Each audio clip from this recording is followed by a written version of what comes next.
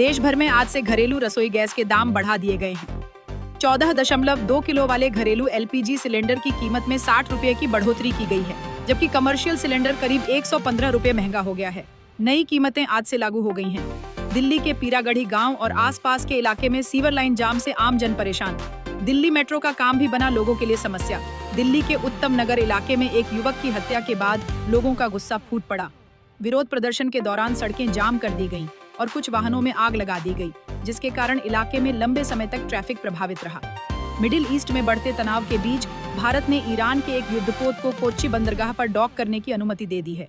जहाज के करीब 183 चालक दल के सदस्यों को भारतीय नौसेना की सुविधाओं में ठहराया गया है। अमेरिका और ईरान के बीच बढ़ते तनाव को लेकर अंतर्राष्ट्रीय स्तर पर चिंता बढ़ती जा रही है। दोनों देशों के बीच बयानबाजी तेज हो गई है और पूरे मध्य पूर्व क्षेत्र की स्थिति पर दुनिया की नजर बनी हुई है।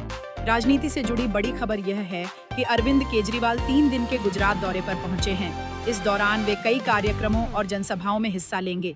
केंद्रीय गृह मंत्री अमित शाह आज हरिद्वार में आयोजित एक बड़े कार्यक्रम में हिस्सा लेने वाले हैं। कार्यक्रम में सरकार की उपलब्धियों और भविष्य की योजनाओं पर चर्चा की जाएगी।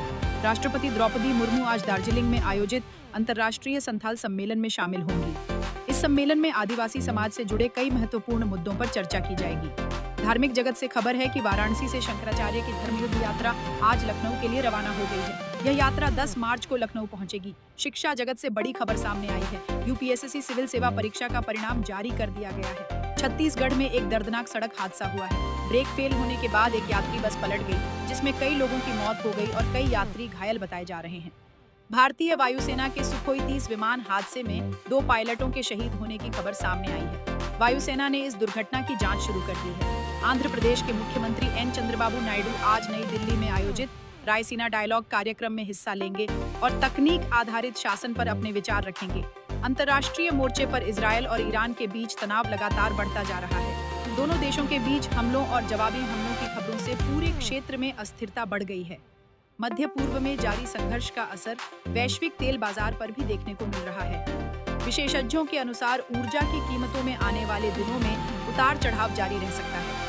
विशेषज्ञों का कहना है कि मौजूदा वैश्विक हालात के बीच भारत की विदेश और ऊर्जा नीति पर पूरी दुनिया की नजर बनी हुई है, क्योंकि इन घटनाओं का असर वैश्विक अर्थव्यवस्था पर पड़ सकता है। इसी के साथ फिलहाल इतना ही। बने रहिए ताबड़तोड़ के साथ।